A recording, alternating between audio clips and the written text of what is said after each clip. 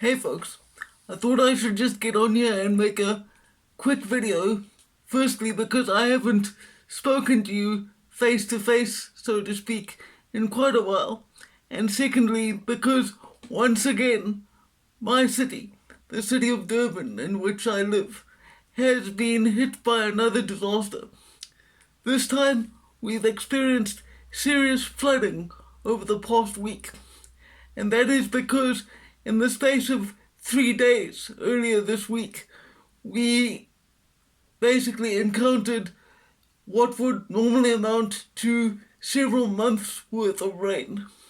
As a result, essentially chaos broke out. A lot of roads cannot be travelled on because those roads no longer exist, which means that throughout the city there are communities which have basically been cut off from the rest of the area. And when I say cut off, I don't just mean it's difficult to get to them. I mean it's basically impossible in some areas without the aid of a literal helicopter.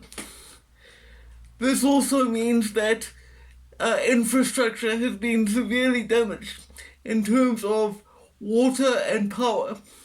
For the past 4 days now, we have had no running water.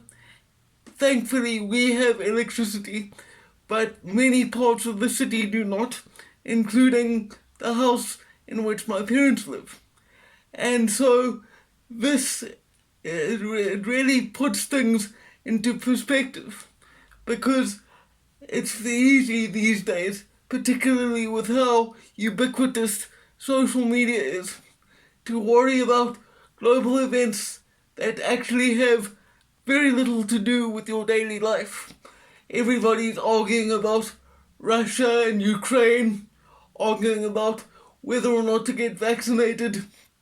And when things like this happen, it reminds you that many of our arguments that we have day to day are abstract and not of much value. Because when you're in a situation where you're wondering when you're going to have your electricity restored so that your food doesn't spoil, or where your drinking water or water to flush your toilets is going to come from next, it really reminds you that there are more primary concerns to worry about than global politics. And that's another thing I actually wanted to mention. It seems to me that most problems in the world can be boiled down to people being unwilling to leave others alone.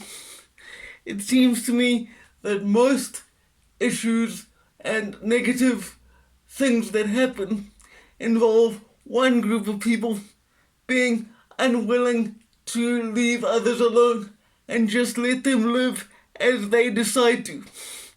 And this extends over race, sexuality, whatever it might be.